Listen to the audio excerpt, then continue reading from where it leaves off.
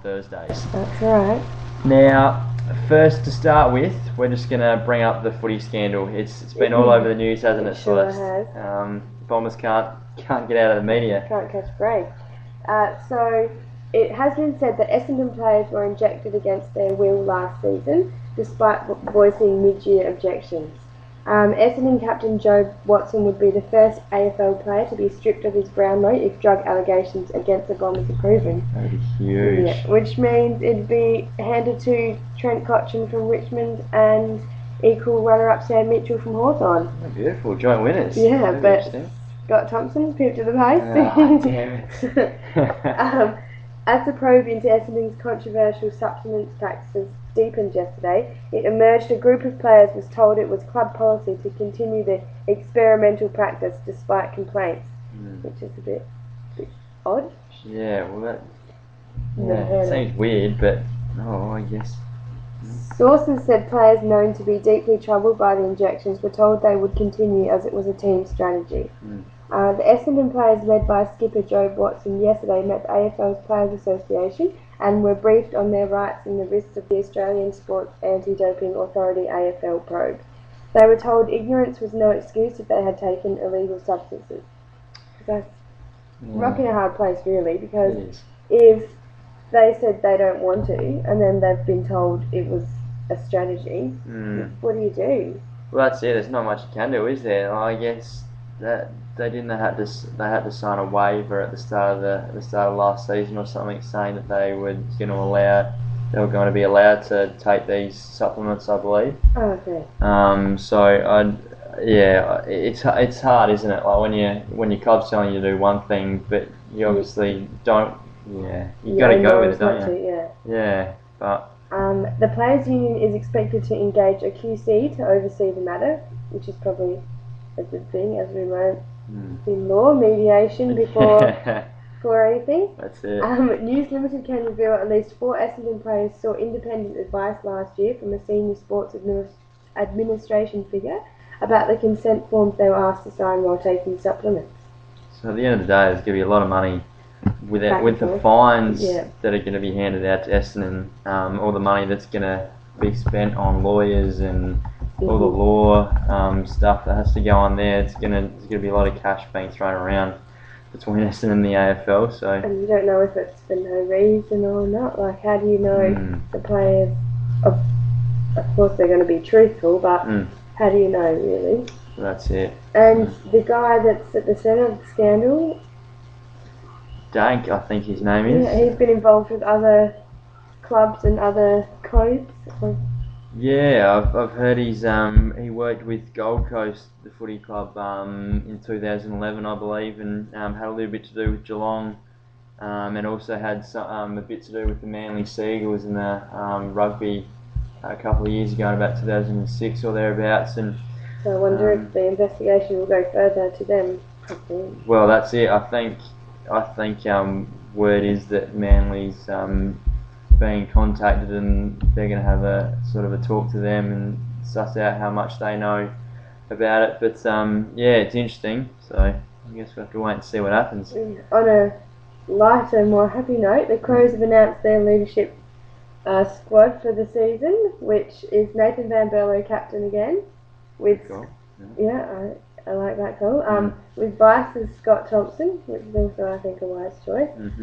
Deputy vice captain Dangers gets the Guernsey. Good on you. Yeah, boy. And the other 3 members of the leadership group, Rory Sloane, Sam Jacobs, and Jason Corpeja, which they're probably in the senior, well, I suppose you call it senior list, the more experienced players. So.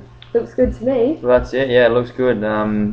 Porps has been on the list for a couple of years now. He hasn't played as many games as some of the other more senior boys, with all his shoulder problems and everything. But definitely one of the more senior players, and good to see him on the leadership list, and the big source as well on the leadership list as well. So good to see big source in there as well. They replaced Ben Rutten, which made the decision. He made the decision to step aside this year to focus on mentoring the club's young defenders. So good on him, and also concentrate on his own game. Probably doesn't need too much. constantly. No, well, that's it. Yeah, exactly. And Michael Doughty, who retired at the end of last season for us. So, Yeah. Oh, looking good. yeah. Also, some news for Collingwood and Yeah. Eddie Maguire. Holden has confirmed a multi-million-dollar football sponsorship deal with Collingwood Football Club. The new 3-year partnership ends a 10-year partnership between Collingwood and Lexus. Oh, yeah. Eddie of drives course. around in the Lexus. The announcement came a day after Holden had signed another 3-year deal with the NRL. They have become the naming rights sponsor of the State of Origin, the under-20s competition, and Australia's national rugby team, the Kangaroos. Holden is now a platinum partner of Collingwood, and is also the official sponsor of head coach Nathan Buckley and his coaching panel, as well as the club's exclusive motor vehicle partner. Wow. So that'll be all over sport, footy, rugby. Yeah, well, that's it. They'll be raking a bit of money, won't they? And of course, we've got the NAB Cup starting next weekend. Yeah. Very exciting for all footy fans. So we've got on Friday night Collingwood, Essendon, and the Western Bulldogs. Oh, that'll be good. Yeah. Saturday, West Coast Eagles, Fremantle, and Geelong. That'll be good. And then Sunday, Crows, Port, and St Kilda. Beautiful. Looking forward to it. Yeah, that'll be a good game. So Yeah. I can't wait for it to start, and we'll see how the pre-season and summer's gone for everyone. Yeah, it seems like it's gone so quickly, doesn't it? Yeah. It seems like only a couple of weeks ago we were having the AFL Grand Final, and I now was working at the SANFL Grand Final, feels like last week. yeah, that's it. Yeah, it just goes so quickly. Should we move on to some cricket? Yeah, always happy to talk about cricket. Well, obviously the big news of the week has been the Allan Border Medal, which was on Monday night. Yeah. Yep. So Captain Michael Clark won his fourth Allan Border Medal, and is won it back to back as well. So winning it last year, obviously. Well done. Yeah, so equaled Ricky Ponting's record of 4 Allan Border medals. So he can't put a foot wrong at the moment with all the runs he's made last year, and Or perhaps with his speech. Maybe he put wrong with his speech at the end, acceptance speech.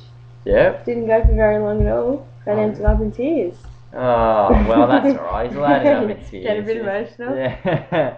Yeah, behind that tough exterior. Yeah, no, so... Can't put a foot wrong cricket-wise. Well, that's it. Yeah, he's doing everything right on the field, and they're in some good form. The Aussies obviously just claiming the five one-day series against the West Indies. Yeah, they won the third game yesterday over in Canberra, so they've secured that 3-0 so far, and there's still 2 games to play. So it's all looking pretty good at the moment. But yeah, and also the other awards on the Allan Border night. Clint McKay won the One Day International award. Shane Watson won the 2020. Jess Cameron, what's that? Good on him. Yeah, what Jess Cameron won the Belinda Clark Women's Cricket Award. Joe Burns won the Bradman Young Cricket Award, and Phil Hughes capped off his good run this summer, winning the Domestic Player of the Year award. So good to see him featuring in some. Yeah. Speaking of the Women's Award, the Australian women's cricket team, the Southern Stars, have gone through to the One Day World Cup series undefeated and are in the Super 6 stage. That's good to see. Yeah, playing some good cricket from what I was saying. So hopefully the girls can keep it up and keep going. Yeah, hopefully definitely get us a bit of silverware. And other big news in cricket was the IPL auction was took place on Sunday, and our very own Glenn Maxwell became the latest $1 million man, going for exactly $1 million to the Mumbai Indians. So he'll join the likes of Sachin Tendulkar and David Warner. Sorry, not David Warner. He plays for Delhi, but yeah, likes of Sachin Tendulkar and Kieran Pollard, I think, plays for them. So joined some big names in cricket there as well, and also Ricky Ponting went to Mumbai along with Phil Hughes as well. So a couple of Aussie boys going to Mumbai there, but yeah, Glenn Maxwell fetching $1 million is not a bad effort. Crazy. Yeah, so and our very own Kane Richardson also went for a massive $700,000. So yeah, good on him. So he's obviously had a good couple of months, obviously making his one-day debut for Australia a couple of weeks ago here in Adelaide, and now getting a chance to go over and play some T20 cricket for a bit of money over in India. So I think we've got a grab from him in a press conference that he did yesterday.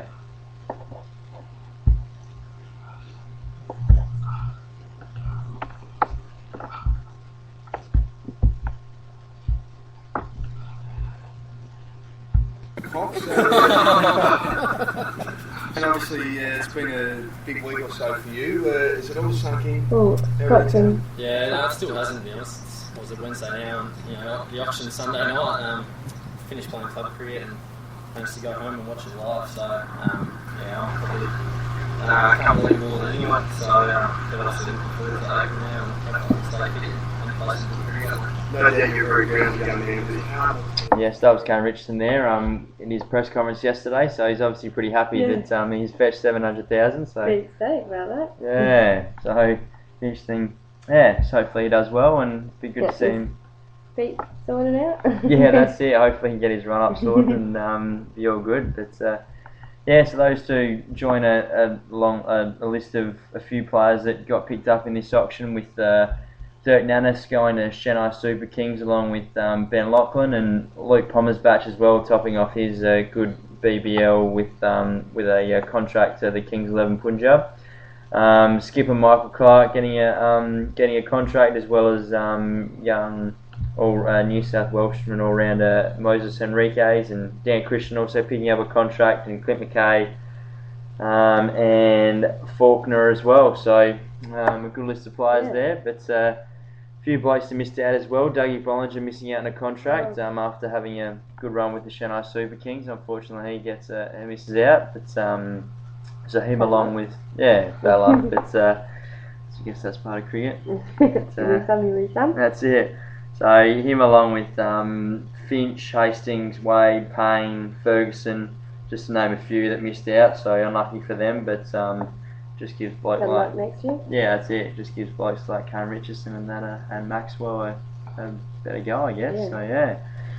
And also Ricky Ponting, he's back making runs again. So made another double ton for Tassie today. His third, I believe, Celeste, in domestic cricket. So him and Jason Frazier had a big 7th wicket stand, I believe, to get Tasmania to 6 for 425.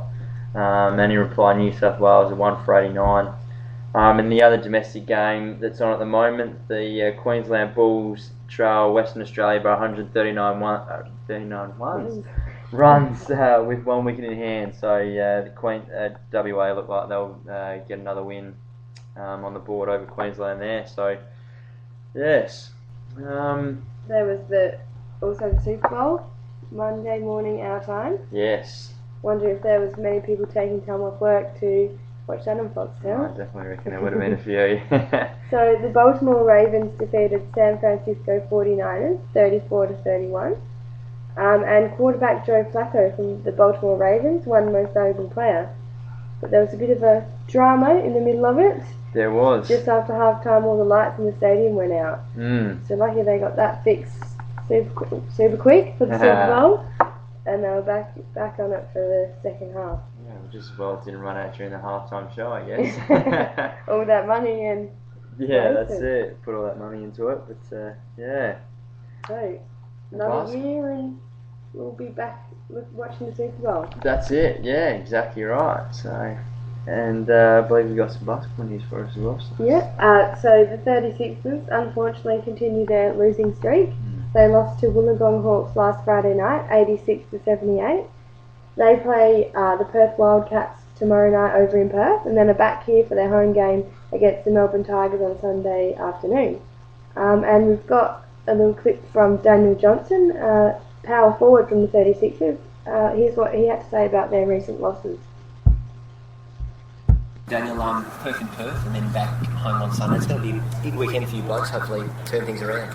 Yeah, definitely. I mean, we're pretty confident going over there. We've beaten once this year, so hopefully we can turn the season around and get a win and come back and play Melbourne and hopefully get going as well.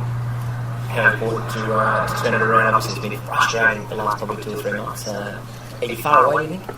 No, that's the thing. I think we're really close and a lot of these games Adelaide Lightning also play tomorrow night at Adelaide Arena against Sydney Uni. They currently sit third on the ladder with 15 wins and 6 losses, so they're looking good this season. Yeah. The women's team look like they're carrying the basketball and SA a little bit, but and what's the latest soccer news? well, the Socceroos played a friendly against Romania this morning our time, and unfortunately went down 3-2 after levelling the scores at 1-1 late in the first half with a penalty goal to Luke Wiltshire. The Socceroos went up just after half time through a goal through Robbie Cornthwaite, who's an ex-Adelaide United player. So they were up 2-1, and then in the end Romania just ran over the top of them, scoring 2 late goals and eventually taking it out 3-2. So unfortunately the Socceroos suffered another loss there, but hopefully it's not for the World Cup qualifiers just yet, so just a friendly. That's right, so practice makes perfect, so hopefully they can get up and about for their World Cup qualifying matches in the coming months. So a sport we haven't talked about yet, Formula 1. So Lewis Hamilton had his first drive with Mercedes, but that ended in disaster when he crashed as a result of rear brake failure. This is after Mercedes had already been forced to cut short their work on Tuesday with Nico Rosberg after just 14 laps discovered an electrical fault. So for Mercedes, it meant that for the second consecutive day, Mercedes had to announce that they wouldn't be able to complete the session due to ongoing repairs to the car, leaving them with 29 laps on the board after 2 days of the test. That's no good. Not a good start for Lewis Hamilton. Definitely not. And was it Grosjean? Grosjean, yeah. I think he posted the quickest lap in trials the other day, I believe. So, good to see someone that hasn't been. Well, he's obviously been around the mark, but someone else besides your Vettels and your Alonso's set the pace. So, yeah, but I think Red Bull obviously released their new cars for the year as well the other day. So, Aussie Mark Webber, part of that team, so I believe he's zipping around the track as well. I think he recorded second fastest in one of the trials the other day. Looking So good. Car's looking good. Yeah, so hopefully he can go close to winning this year. He's been up around the mark the last couple of years, but obviously Sebastian Vettel's just been his teammate's been a little bit too good. So hopefully he can give it a good crack and hopefully get a win under the belt. But I'd like to see him get up, definitely. Yeah, that's it. So yeah.